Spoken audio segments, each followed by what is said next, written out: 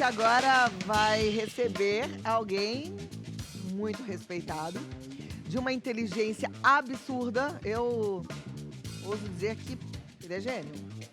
E vai falar pra gente sobre ansiedade e angústia. Gente, ansiedade e angústia surgem em diversos momentos da vida, né? Aí trazem inquietação, sofrimento. Agora, como lidar com essas emoções, como encontrar equilíbrio no dia a dia, é que a gente vai aprender com ele, que tem feito um trabalho lindo nas redes sociais, na internet. Ele é divulgador do evangelho, multimídia, pastor, pensador, psicanalista, escritor. Ele é demais, viu? E nós somos fãs. Eu, Padre Juarez, a gente realmente está muito honrado com a presença do Caio Fábio. Que honra recebê-lo, viu?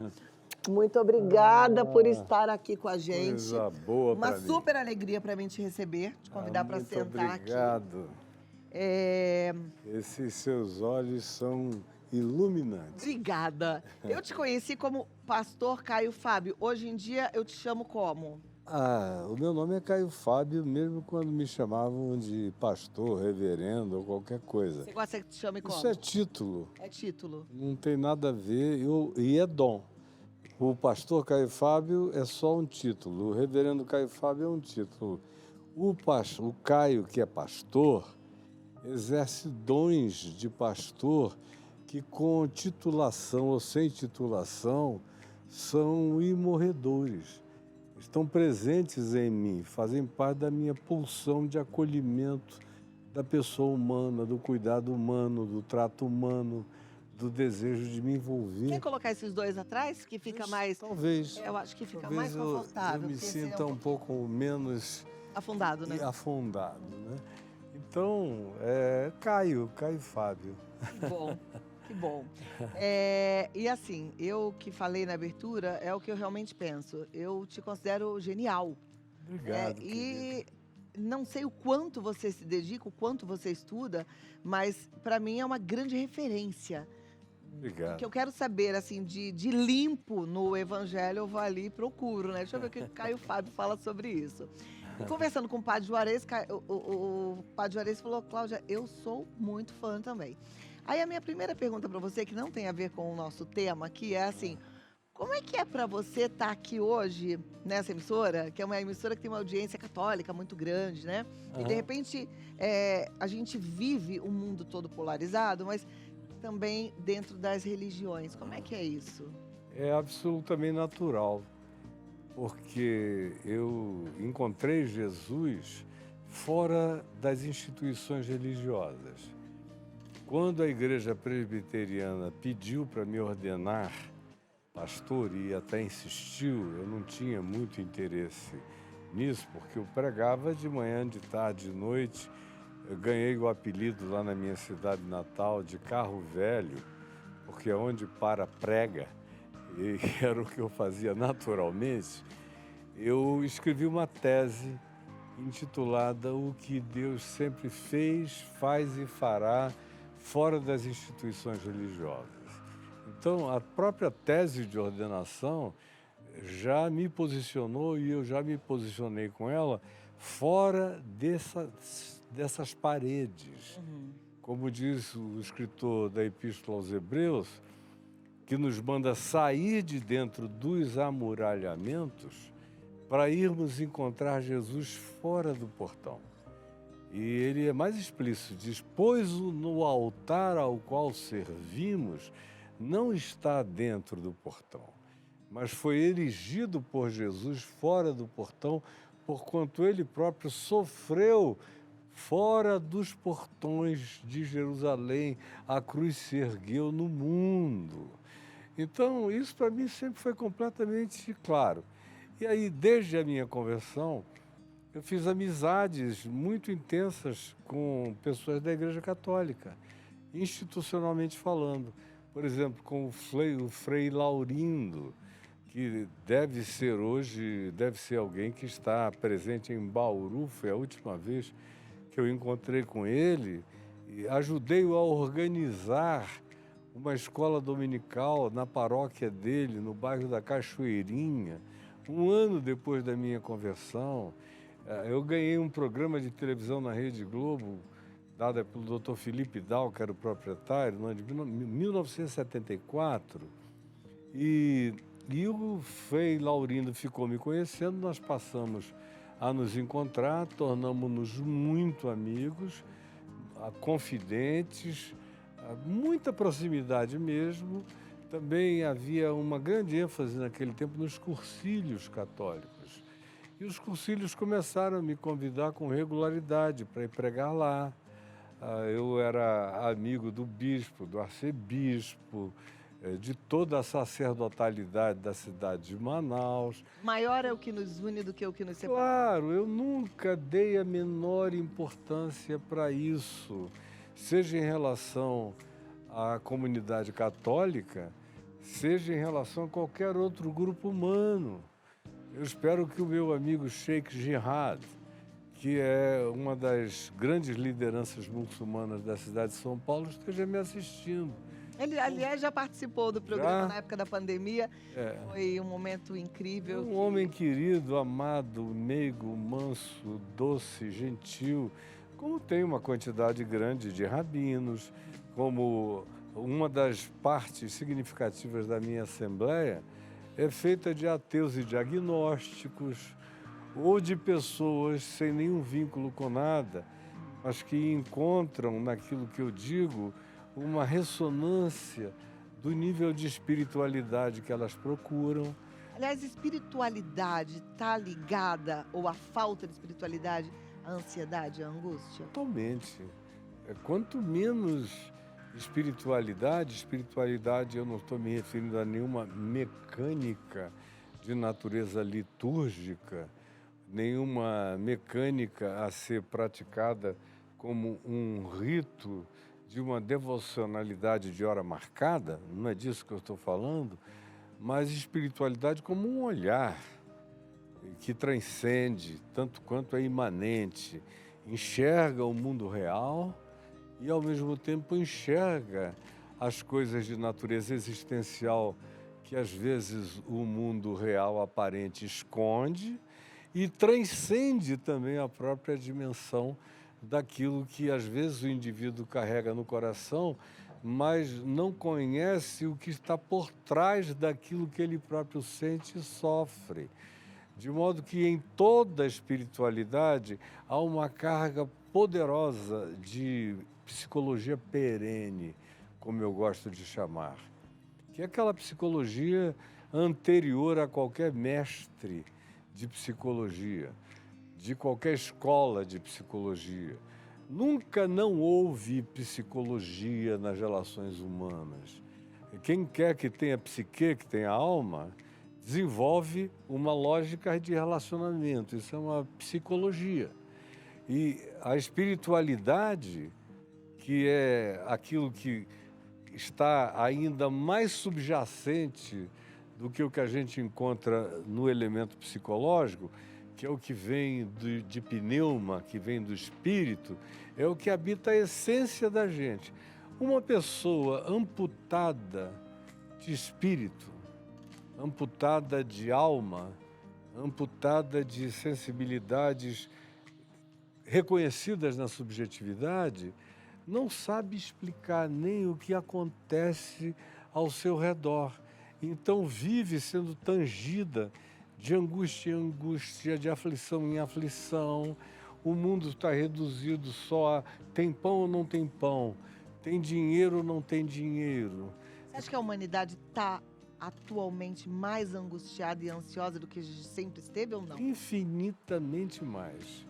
Jesus gastou nos evangelhos a temática a qual ele dedica mais tempo, do ponto de vista da contagem de palavra a palavra, frase a frase, é aquela vinculada à ansiedade. Quando ele diz, não andeis ansiosos de coisa alguma. Coisa alguma significa exata e absolutamente coisa alguma. Então, quando eu coisifico o meu olhar, não tem como eu não ficar ansioso, porque as coisas são medidas por quantificações.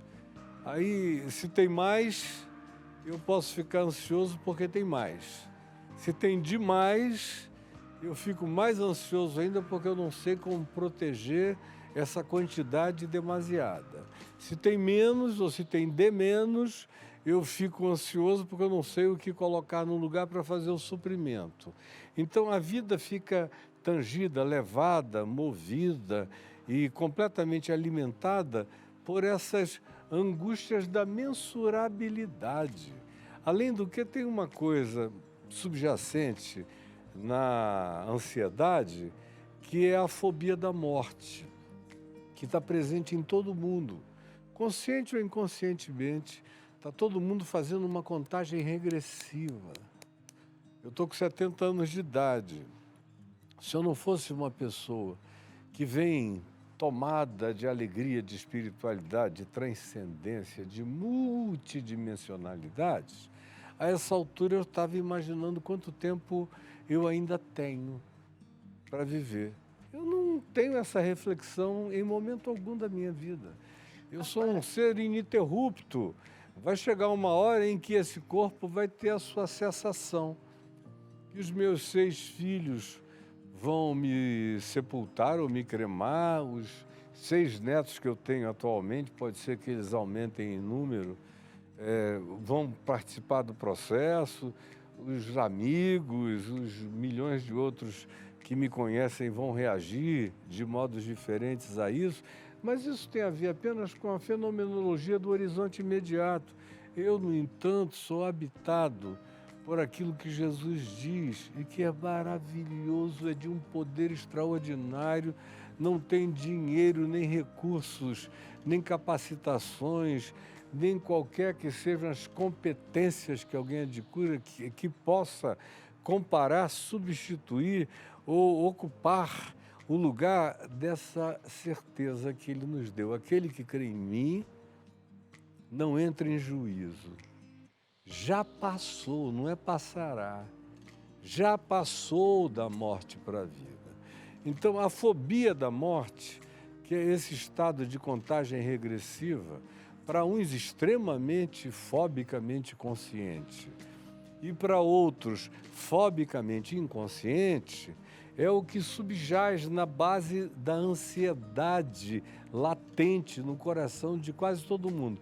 As outras dimensões da ansiedade já são acréscimos que o indivíduo vai criando para justificar e tentar explicar essa pulsão ansiosa que ele não sabe nem de vem, mas que vem da latência dessa pulsão, dessa fobia da morte que habita a humanidade inteira. Daí você me faz concluir que o melhor antídoto para a ansiedade é a fé. Uhum. Precisa ser alimentada. Isso. Daí, vamos voltar daqui a pouquinho, porque eu quero pegar desse ponto para tentar te ajudar. Porque aí você fala assim, tá, mas eu tenho fé, só que eu continuo ansiosa.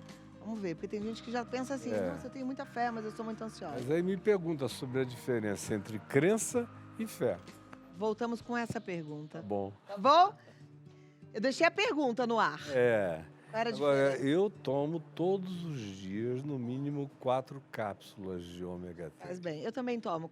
Aliás, eu falo aqui, às vezes, de alguns suplementos, as pessoas falam, será que toma mesmo? Mas ômega 3 eu tomo há 15 anos. Eu tomo de manhã. Eu acordei junto com o café da manhã. Meu ômega 3 eu tento comprar os melhores, os mais puros. E sei do bem e do efeito que faz. Os médicos são unânimes, todos eles falam isso. Mas, Caio, vamos voltar para a pergunta. A diferença entre fé e crença. Fé e crença. E a relação com a ansiedade. Então, vamos lá. E é porque a crença, ela ajuda contra a ansiedade quando está tudo bem.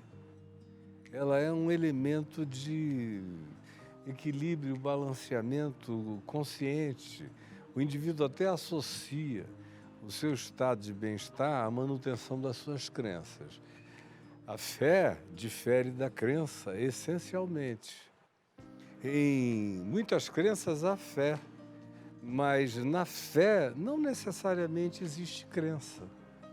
Porque a crença é feita de um conjunto de elementos, de itens, que são construções de projeção da sacralização do olhar humano, que imputa a determinadas coisas valores, significados ou poderes. Por exemplo, a gente toma ômega 3 por causa de todas as análises científicas do bem que ele traz. Isso eu tomo. É assim que você toma. É assim que se recomenda ali que se tome. Mas tem muita gente que pode tomar por mera superstição. Aí o indivíduo toma o ômega 3 como um fetiche. Eu vou tomar o meu ômega 3, porque se eu não tomar o meu ômega 3, vai acontecer uma coisa horrível comigo. Isso é uma crença. Aí já é crença e produz ansiedade. Uma profunda ansiedade. Gera aflição, uma sensação de que tem algo faltando. E na religião, frequentemente, as pessoas se apegam muito mais à crença do que à fé. Fé é confiança. A fé não depende das circunstâncias. A crença depende fundamentalmente das circunstâncias ou é praticada como uma tentativa de mutação da circunstância ruim. E aí você entra no rito da crença para ver se você altera a circunstância em seu favor. A fé já não precisa disso. Ela simplesmente confia que, havendo ou não havendo, nada me faltará. Que meus olhos vendo ou não vendo, não é porque eu não estou vendo que houve supressão daquilo que me está garantido, que me é uma segurança absoluta, porque tem a ver com uma promessa eterna feita a meu favor. Então, a crença, ela tem um papel muito dissimulado em relação ao que seja a fé. E a maioria das pessoas confunde uma coisa com a outra. É por isso que você vê muita gente cheia de crença, até que morre um filho, parte alguém querido, ou tem um diagnóstico ruim. Aí, depois de insistir algum tempo na prática dos ritos da crença e não obtém um resultado de melhora imediata, conforme a projeção, a proposta ou a expectativa do próprio indivíduo, aí ele começa a esmorecer. Aí, toda hora eu vejo alguém dizendo que eu perdi a fé.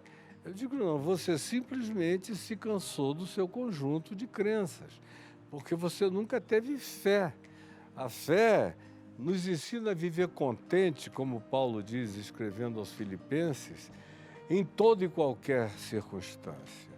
Aí ele diz, eu tanto sei ter quanto não ter, eu sei viver honrado ou humilhado, eu sei possuir ou eu sei estar despossuído, independentemente das circunstancializações, nada se altera em mim, porque eu tudo posso naquele que me fortalece. Isso é, de fato, fé. Ela está para além do que o ambiente, a circunstância, o cenário, o horizonte imediato ofereça como justificativa que seja psicologicamente pacificadora ou aliviadora. Agora, a fé, ela espera até contra a esperança, ela enfrenta qualquer que seja a descrença. Você encontra muita gente em estado de descrença. Cheio de fé. Eu, por exemplo, sou um indivíduo sem crenças, cheio de fé.